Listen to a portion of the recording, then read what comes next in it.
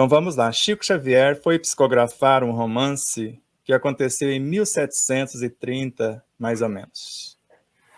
E quando ele começa, ele estava na cena, observando os personagens do romance, vivendo a experiência. Ou seja, então quando uma mãe, que tem um caso de uma mãe que ficava na fila, porque tem um processo que fazem, às vezes, nesse meio, que é uma enganação, porque se eu me conheço e eu vou para a espiritualidade, eu não sei quem é você, Betete, se você é meu amigo, eu não sei onde você mora, se eu já te visitei, o número do seu telefone, o seu e-mail, etc. Então, por que eu tenho que dar uma entrevista para alguém que vai psicografar a mensagem, se o chamado morto conhece as pessoas? E não só isso, ele tem outros parentes, pode ter pais, avós, outros amigos que já foram. Porque se ele não puder passar a informação de forma direta, por exemplo, eu ligo para você, se você não pode me atender, um dos membros da sua equipe pode me dar a informação que eu preciso. E é mais ou menos assim que funciona. Então, uma jovem senhora, ela entrava na fila lá com Chico Xavier. Porque eles falam que para você receber uma comunicação, no mínimo você tem que estar perto do telefone. E no caso, o telefone seria o próprio Chico, a antena que estava ali. E ela ficou na fila, porque ela tinha perdido o filho, e chegou uma pessoa desesperada e já tinha fechado a porta. Era tantas pessoas, por exemplo, 30 pessoas que iam receber a psicografia. Então entravam na fila. E ninguém falava com o Chico. Não precisava falar nada, porque ele sabia. Tanto que você estava na fila, às vezes de 1 quilômetro de fila, ele falava, vai lá e chama fulano, traz ele para que eu possa conversar com ele. E o fulano estava a 1 quilômetro dele. Como que ele sabia? Então ele saía do corpo ou vivia mais fora do corpo do que nele. Então essa jovem desesperada chegou e falou, você perdeu um filho, mas eu perdi os meus 2 filhos. Aí ela cedeu o lugar. Isso aconteceu 1 vez, 2 vezes, 3 vezes.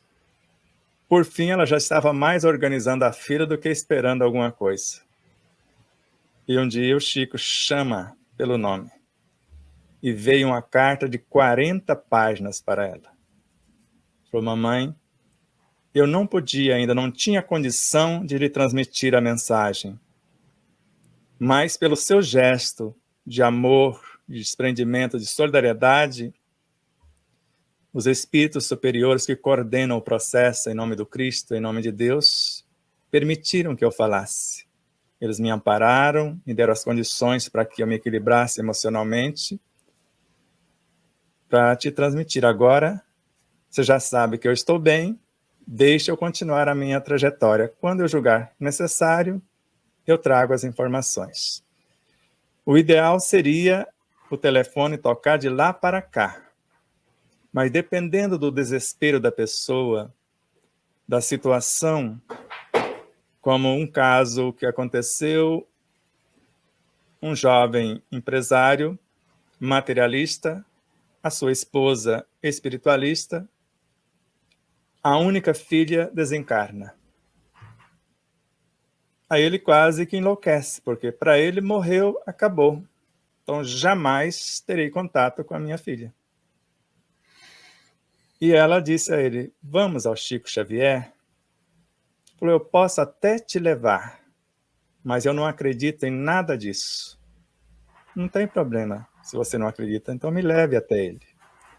E quando lá chegou, ele os recebeu num ambiente que eles ficassem com a privacidade, pediu para fechar a porta. E a primeira coisa que ele disse ao Chico, não adianta você tentar falar que conversa com mortos, que a vida continua, porque eu não acredito nisso. Eu não vou te tentar convencer de nada.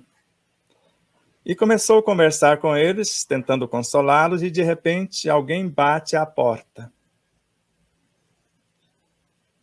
E ele já sabia, pediu para alguém abrir a porta, um dos dois. E pela situação, eu acredito que foi a mãe. E era a filha que estava ali materializada, Betete. E para que eles não duvidassem, ela colheu uma rosa que ele tinha visto na casa dele, no Rio de Janeiro, ainda com orvalho, sentou no colo dele e deu a flor. Ele quase morreu, porque podia pegar, podia cheirar, era a filha dele. Conversou com ele durante 2 horas, falando que a vida é única, que ela não começou no berço, não termina no túmulo, e etc. Depois se despede e vai embora.